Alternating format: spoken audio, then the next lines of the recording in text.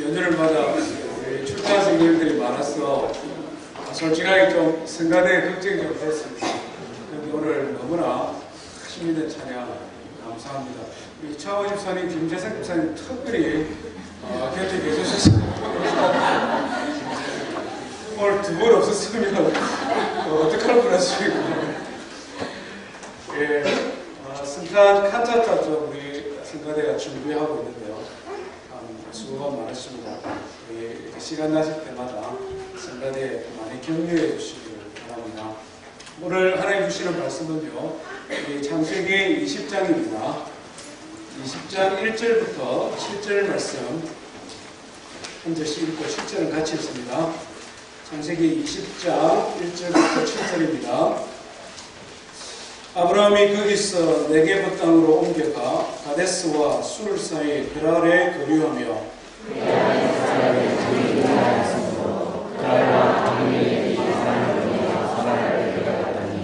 그 밤에 하나님이 아비멜렉에게 현몽하시고 그에게 이르시되 내가 데려간 이 여인으로 말미암아 내가 죽으리니 그는 남편이 있는 여자임이라.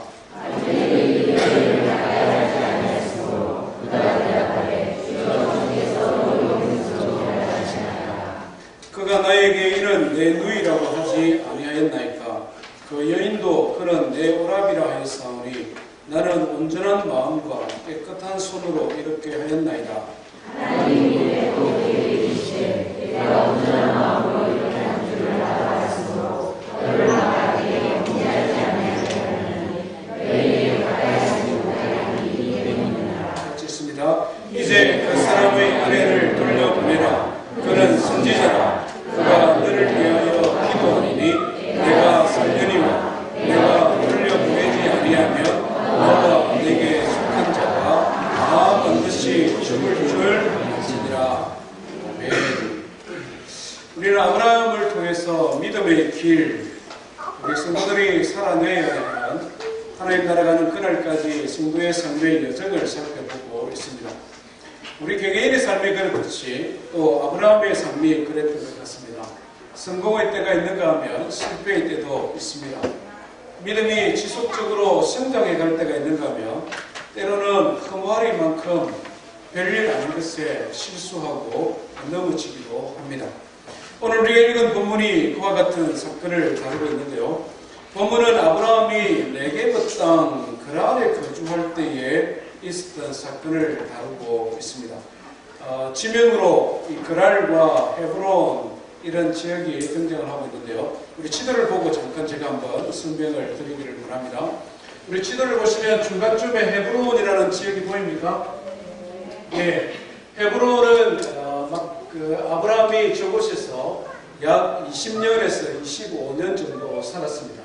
참 많은 사건을 경험했는데 헤브론은 축복의 땅이었습니다. 아브라함이 물질적으로 굉장히 풍성했습니다. 거부가 되었습니다.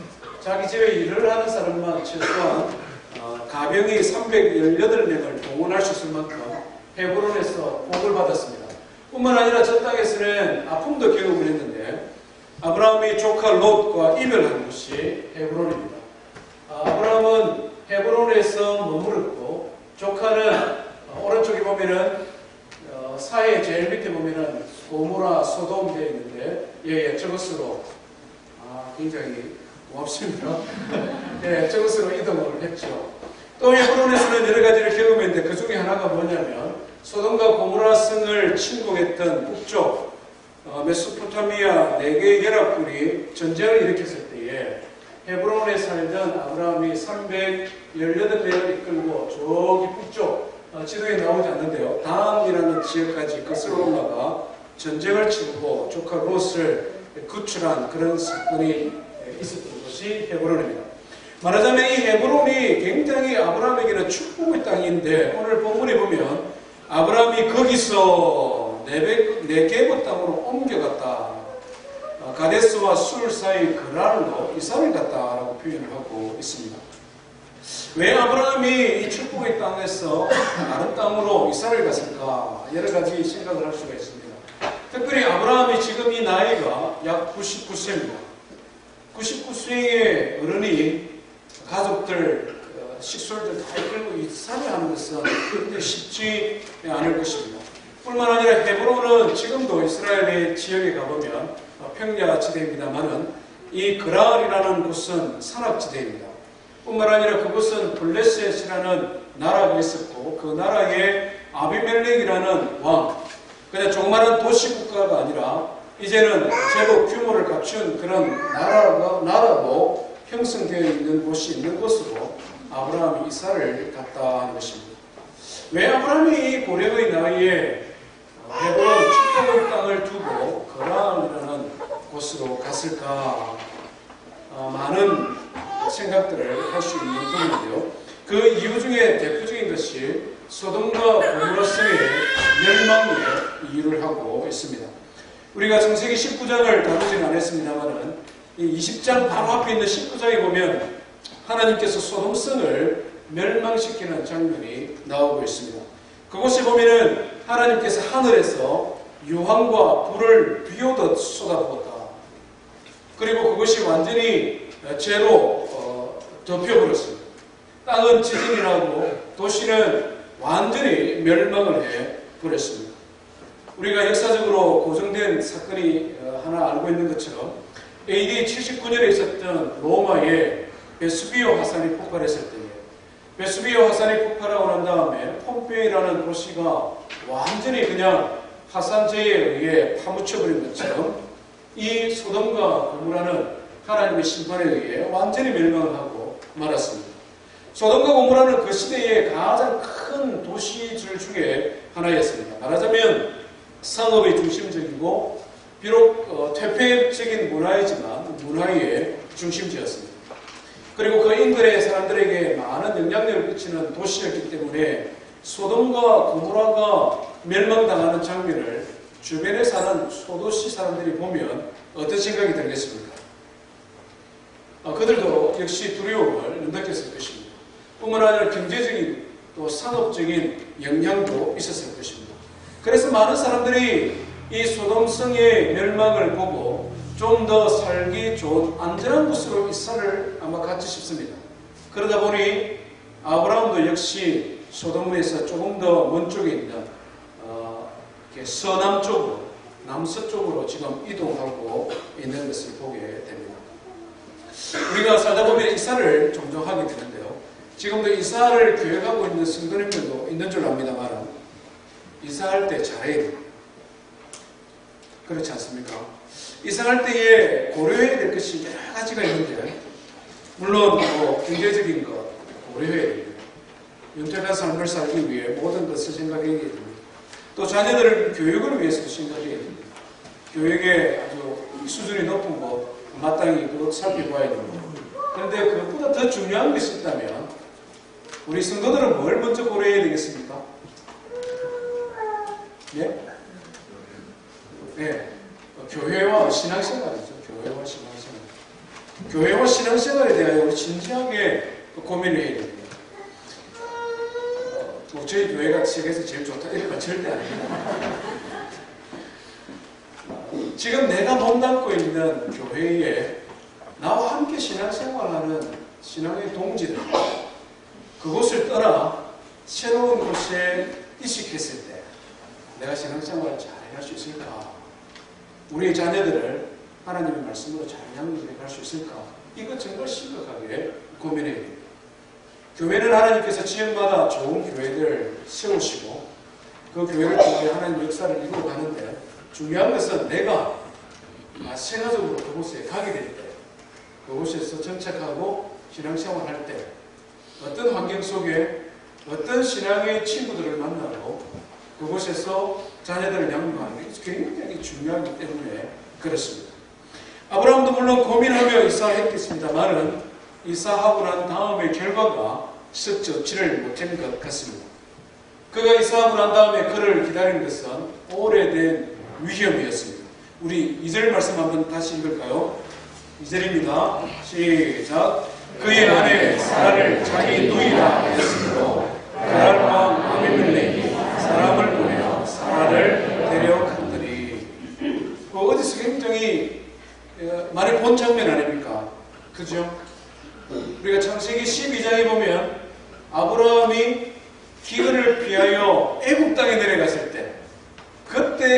했던 그 장면이 그대로 반복되어지는 것을 보게 됩니다.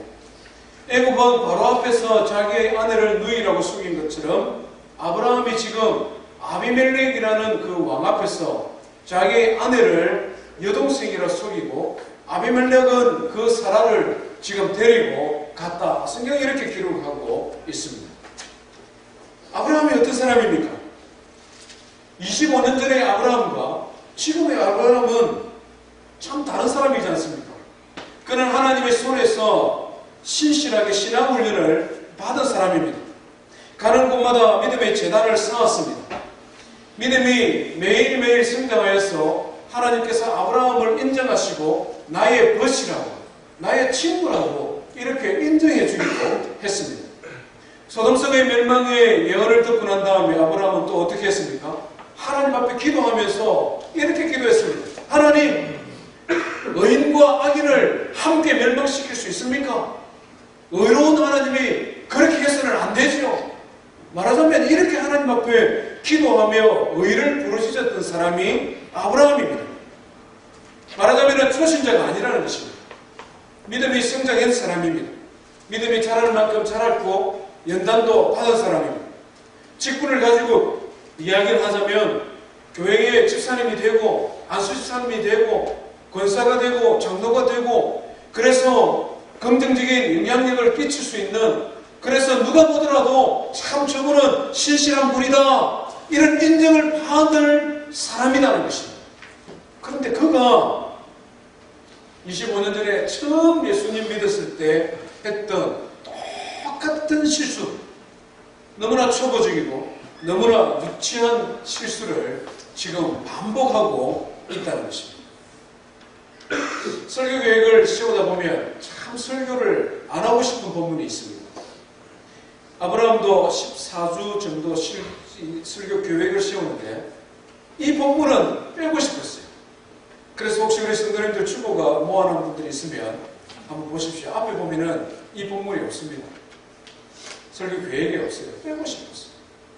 왜냐하면은 뭘 설교합니까?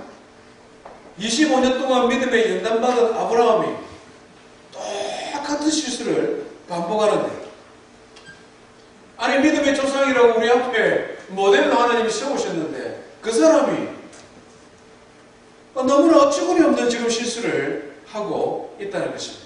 그래서 이 부분 싹 그냥 빼버리고 싹 떼어내고 싶었어요. 그런데 계속 이 부분이 제 마음을 그러니까 계속 찝찝한 거 있지 않습니까? 왜 하나님께서 이 본문을 여기 주셨을까? 창세기에 가장 많은 분량을 차지하는 아브라함, 믿음의 초보적인 단계가 아니라 성숙했는데도 불구하고 또 똑같은 실수를 하는 아브라함을 왜 이 장면을 이곳에 그대로 두었을까? 하나님의 뜻이 있다라고 생각됩니다.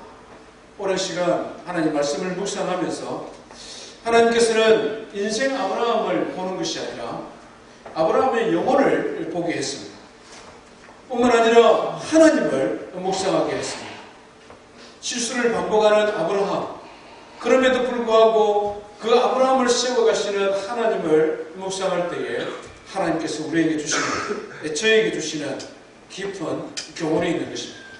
4,000년 전에 아브라함이 지금 나의 모습이 되어지고 그때 아브라함과 함께 하신 하나님이 나와 함께 하시는 하나님이신 것입니다. 오늘 본문을 통해서 한 두 가지의 교훈을 얻기를 원합니다. 첫 번째는요, 우리 한번 같이 하십시다.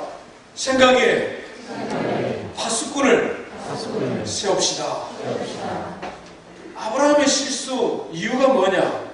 우리 11절 말씀 한번 같이 읽습니다. 시작. 아브라함이 이르되 이곳에는 하나님을 두려워함이 없으니 내 아내로 말미암아 사람들이 나를 죽일까 생각하였으며. 아브라함이 신앙의 초보 단계에 했던 유치한 실수를 반복한 이유는 한마디로 말하면 잘못된 생각 때문에 그렇습니다. 아브라함의 생각이 속에 두 가지 잘못된 게 있는데요. 뭡니까? 첫 번째는 하나님께서는 헤브론에서는 영향력이 있고 자기가 이사온 네게브 땅, 말하자면 그랄이라는 곳에서는 영향력이 없는 분으로 지금 아브라함은 생각하고 있습니다. 그렇지 않습니까? 아브라함의 말을 한번 보십시오. 이곳에는 하나님을 두려워함이 없으니, 헤브론에서는 사람들이 하나님이 살아계심을 알고 두려워하는데 네게브에는 없다는 것입니다. 몽고메리에서는 하나님이 살아계시고 영향력을 나에게 미치셨는데, 내가 아틀란타로 가니까 그곳에는 하나님을 두려워함이 없다는 이런 어리석은 생각을 지금 믿음의 조상인 아브라함이 하고 있다는 것입니다. 두 번째 아브라함의 생각의 잘못은 무엇입니까? 내 아내로 말미암아 사람들이 나를 죽일까 생각합니다. 아브라함 참 대단하네. 지금 이때 사라가 몇 살입니까? 아브라함이 99세면 사라는 89살. 89살 할머니가 이쁘면 얼마나 이쁘냐고. 한번 생각해보세요. 지금 89살 할머니가 이쁘면 얼마나 이쁘다고. 그 할머니 데려가기 위해 자기를 죽일까봐 지금 거짓말을 하고 있다는 것입니다.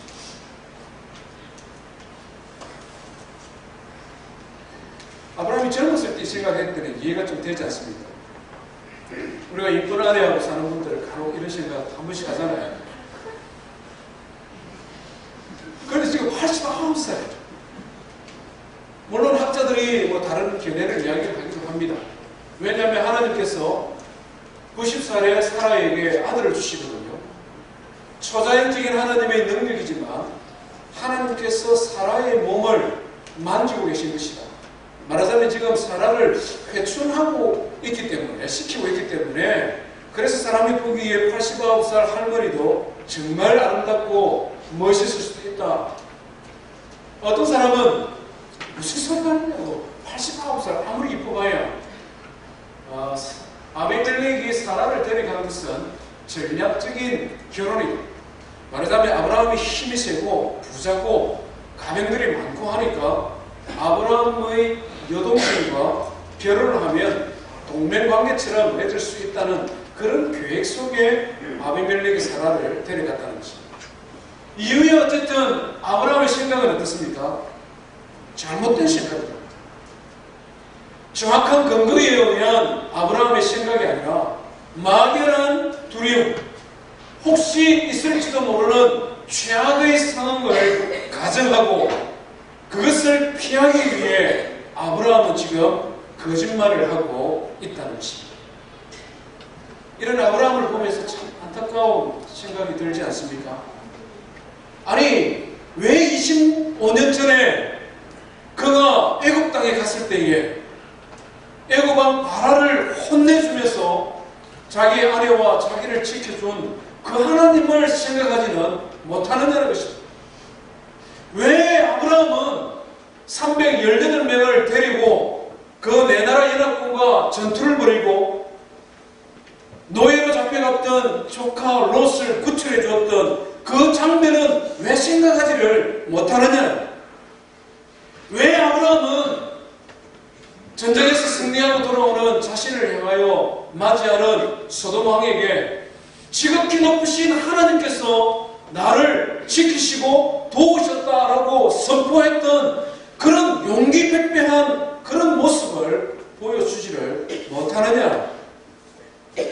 왜 아브라함이 그런 생각을 하지 못하고 최악의 상황을 가정하고 거짓말을 하느냐? 우리가 얼핏 보기에 아브라함은 굉장히 강한 사람, 용감한 사람 같습니다만은 그의 마음속에는 한 가지 끊임없이 그를 괴롭혔던 약점이 있었습니다. 그의 마음 깊은 곳에는 두려움이 있었습니다. 그가 유목민으로 생활하다 보니 평생 동안 그의 마음속에는 어떤 힘 있는 자가 쳐들어와서 자기를 죽이고 자기의 모든 재산을 빼앗아가고 아름다운 자기의 아내를 강탈해 갈지도 모른다는 그런 막연한 두려움이 그의 마음에 자리 잡고 있었다는 것입니다.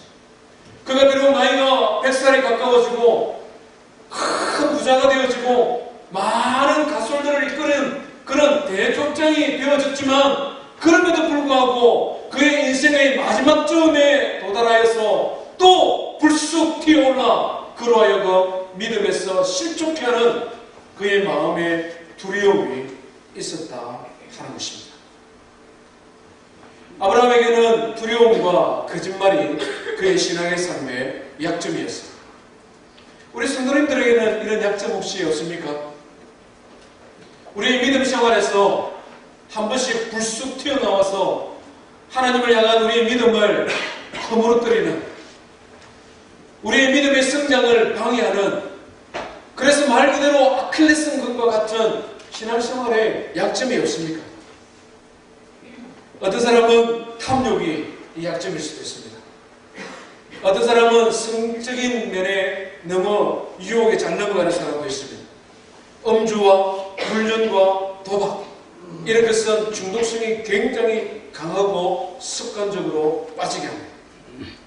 어디 가든지 권위에 반항하는 사람은 학교에서나 직장에서나 직장 상사와 부딪힙니다.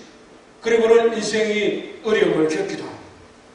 욱하는 승진, 이것 때문에 어떻습니까?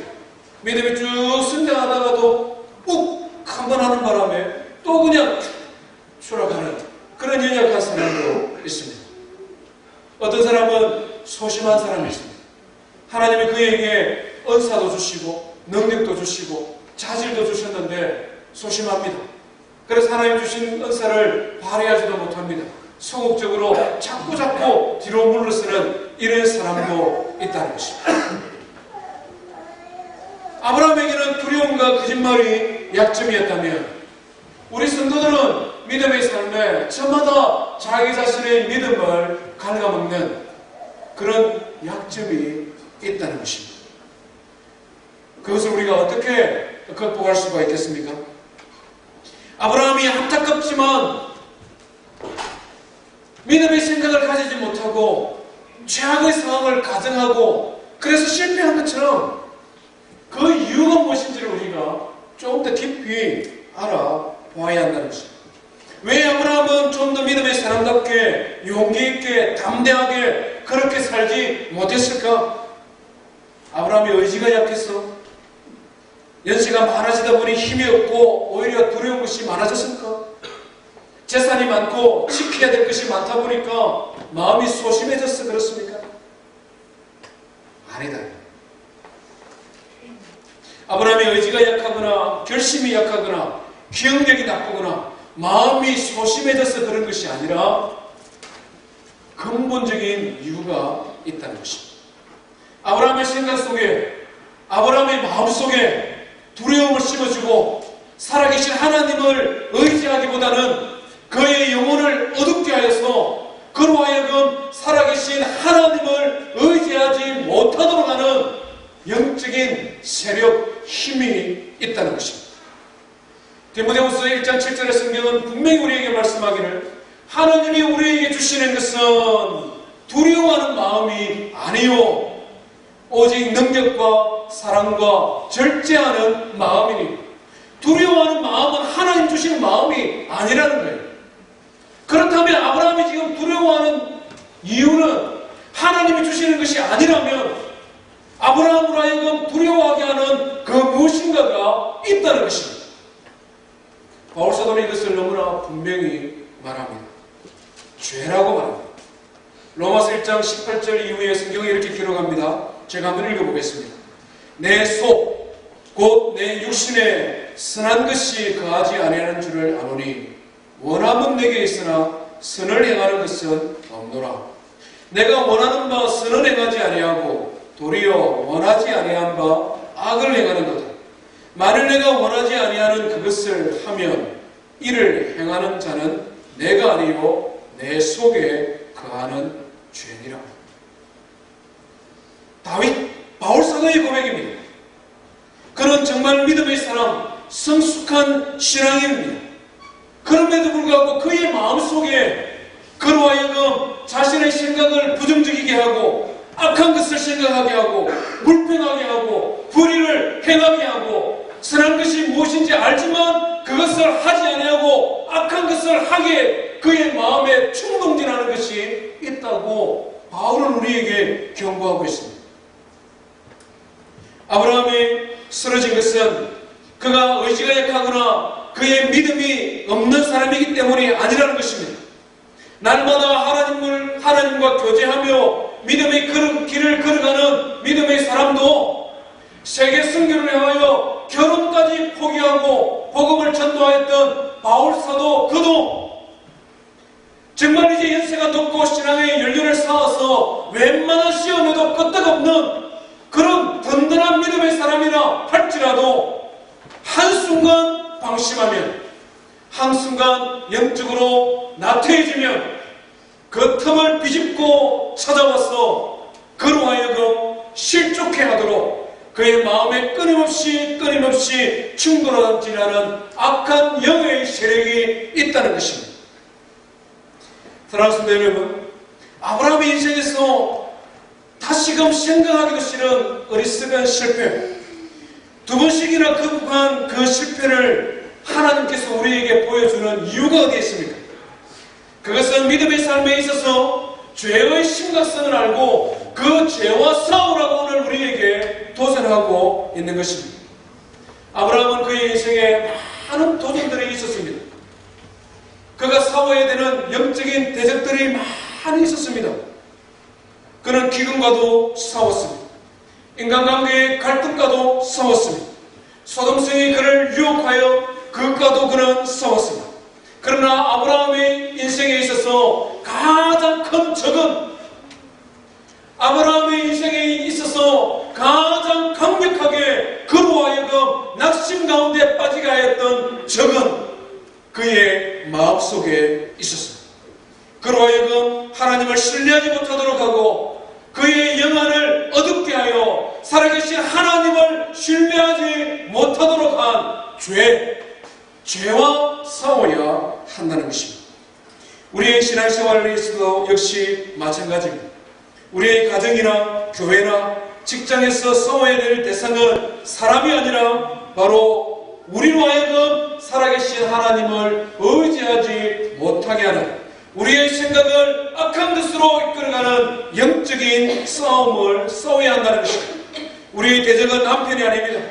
우리의 대적은 아내도 성도도 직장의 동료도, 우리의 대적은 나의 마음속에 믿음을 싹트게 하는 것이 인생이 아니라 우리의 하여금 선이 무엇인지도 알면서도 선이 아니라 악을 향하여 우리를 끌어가는 마음속의 죄라는 것입니다. 세상 사람들은 이것을 그냥 있을 수 있는 실수라고 말할 것입니다. 뭐 그럴 수 있지, 그걸 뭐 그렇게 심각하게 생각하느냐고 말할 수 있을 것입니다. 그러나 성도 여러분, 우리 성도들의 결혼 생활을 한번 잠깐만 돌이켜 보십시오. 뭐 때문에 실수하고 넘어집니까? 그것이 뭔가 대단한 것입니까? 그것이 뭔가 심각한 것입니까? 사단은 늘 범하는 실수, 비슷한 패턴을 가지고 어제의 적이 오늘의 더 강력한 적이 되어 우리를 충동질하며 찾아오는 것입니다. 자녀와 다툼을 잘 일으키는 성도님들 계십니까? 한번 잘 생각해 보십시오. 비슷한 패턴이 있습니다. 보잘것없는 것, 유치한 것, 그런데 그것이 하나님을 향한 우리의 믿음을 좀먹고 그것이 믿음의 길에서 우리를 실족하게 한다는 것입니다. 우리는 어떻게 이 죄의 권세와 싸워서 이길 수가 있겠습니까? 바울 사도는 그것을 너무나 분명하게 우리에게 말씀해 줍니다. 로마서 8장에 바울은 이렇게 고백합니다. 그러므로 이제 그리스도 예수 안에 있는 자에게는 결코 정죄함이 없나니 그리스도 예수 안에 있는 생명의 성령의 법이 죄와 사망의 법에서 너를 해방합니다. 죄와 사망이 우리를 범죄함으로 이끌어가지만 그리스도 예수 안에 있는 성령 하나님이 우리를 죄와 사망의 법에서 승리하셨다 믿으시길 바랍니다. 그리스도 예수 안에서, 이것이 무슨 말씀입니까? 죄와 사망의 권세를 이길 수 있는 방법은 예수 그리스도 안에 있다는 것입니다. 예수 그리스도의 십자가의 보혈의 능력 안에 있다는 것입니다. 죄의 문제를 해결하는 이길 수 있는 가장 강력한 방법은 죄와 사망의 권세를 이기신 예수 그리스도 그분의 능력이 나와 함께 할 때에 우리는 죄를 이길 수 있는 것입니다. 우리 마음에 부정적인 생각이 찾아올 때에 또 그 녀석이 우리를 충동질할 그때에 우리는 선포해야 되는 것입니다. 예수 그리스도의 보혈의 능력으로 죄와 사망에서 나는 해방되었다. 예수님께서 십자가를 지시고 예수님께서 삶과 피를 흘리신 이유는 우리를 단지 천국에 들어가도록 천국에 티켓 주기 위하여 돌아갈 것이 아니라는 것입니다.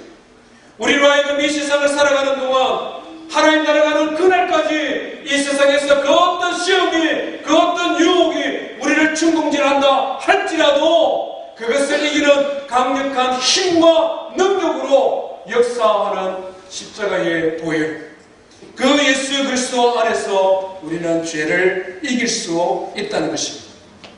바울 사도는 성령 안에 또한 기도하라고 말씀합니다. 아무것도 염려하지 말고 모든 일에 기도와 간구로 너희 구할 것을 감사함으로 하나님께 알아라. 그래야면 그리스도 예수 안에서 너희 마음과 생각을 지키시리. 우리의 생각이 죄의 충동을 받아 악한 길로 달려갈 때마다 기도하라는 것입니다. 주여, 이런 경험 많으시죠? 이 순간에 이겨야 될 것 같아요. 제가 부부싸움 많이 하는 걸 꼭 자랑을 할 이유는 없습니다만 요즘 많이 안 합니다. 솔직하게 고백드리는데요. 요즘 많이 안 합니다. 그런데 정말 많이 했던 것 같아요. 그때에 제 마음에 충동질하는 건 뭐냐면 요거 이겨야 돼요. 요거 이겨서 잘못하면 버릇돼요. 표가 많습니다.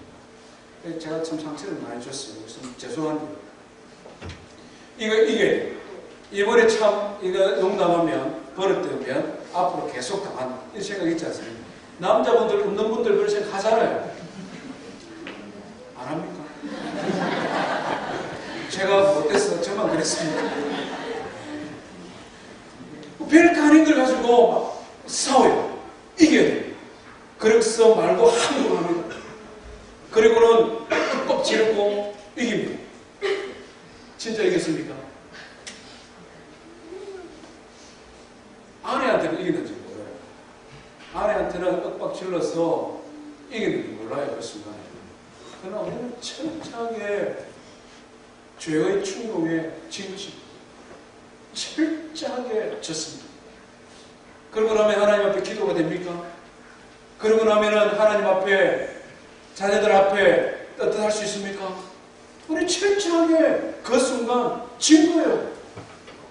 단지 가정생활을 예를 들었습니다만은 우리의 직장생활에서 우리의 인간관계 속에서 우리와 자녀와의 관계 속에서 이겨야 된다고 생각하고 그것을 향하여 그냥 드라이브 되는 것입니다.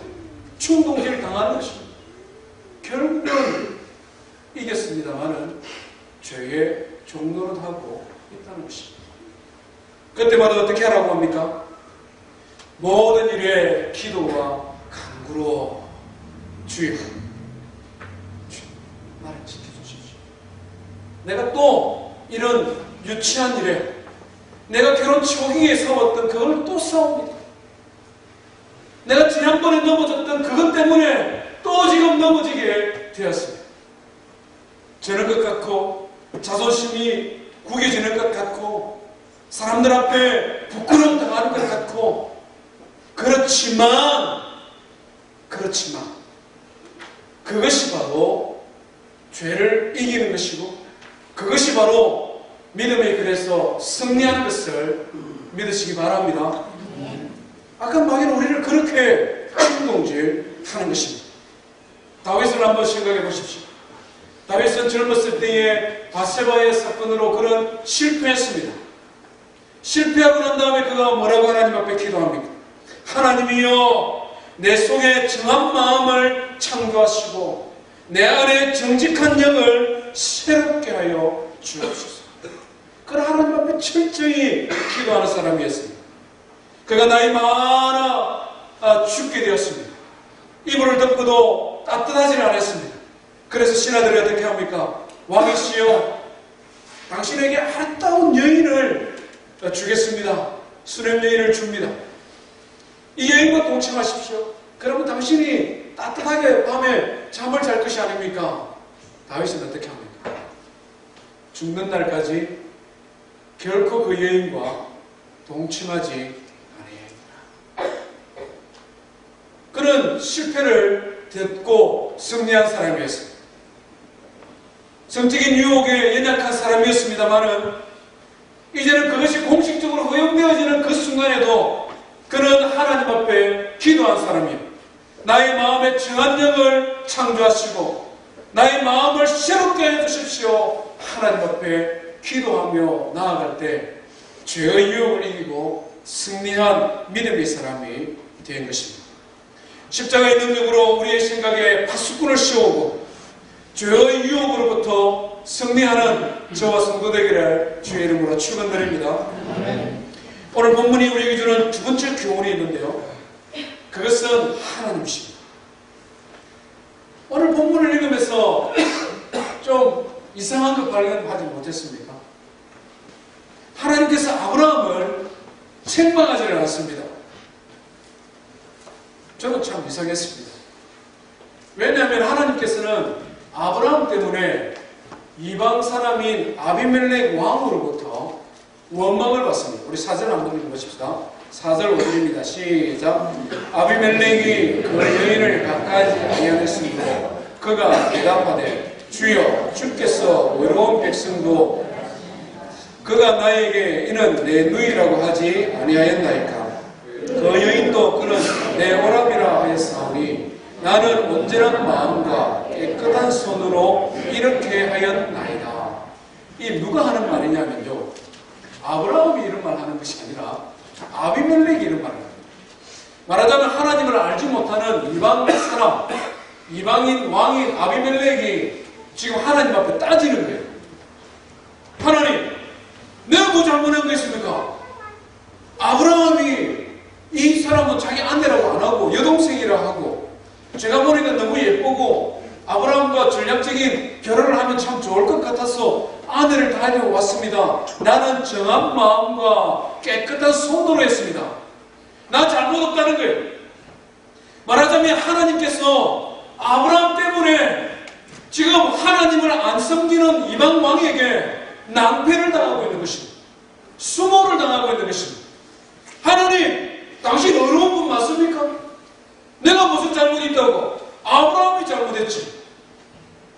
그런데 놀라운 것은 하나님께서 아브라함을 책망하지 않습니다. 아비멜렉의 말에 그래 네 말 맞다. 아브라함 정말 진짜 나쁜 놈이지. 이런 말 안 합니다. 오히려 아브라함을 더 높여줍니다. 우리 7절 한번 읽겠습니다. 시작. 이제 그 사람의 아내를 돌려보내라. 그는 선지자라. 그가 너를 위하여 기도하리니 내가 살려니와 내가 돌려보내지 아니하면 너와 내게 속한 자가 다 반드시 죽을 줄 알지니라.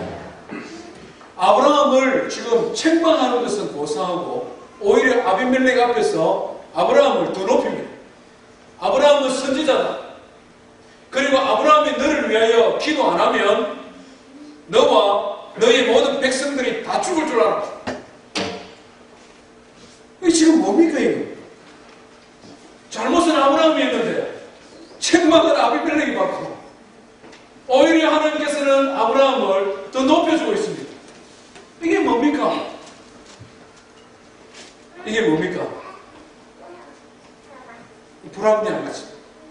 말도 안 되는 것입니다. 이걸 우리는 뭐라고 그럽니까?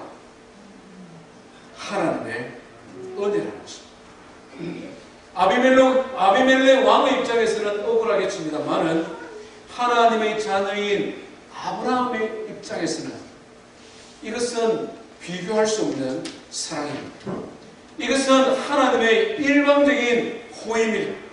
이것은 하나님의 일방적이고 차별적인 사랑입니다. 하나님께서는 일방적인 말도 안 되는 사랑으로 지금 아브라함을 사랑하고 있는 것입니다.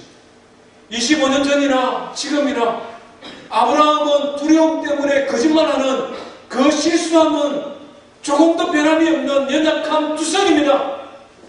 그때도 하나님께서는 아브라함을 지켜주셨고 지금도 하나님께서는 아브라함을 지켜주실 뿐만 아니라 아브라함을 오히려 더 높이 들어주고 있는 것입니다. 그 이유가 어디 있습니까? 무엇 때문에 하나님께서는 아브라함에게 이렇게 하십니까? 하나님께서 아브라함에게 무슨 약점이 잡혔습니까?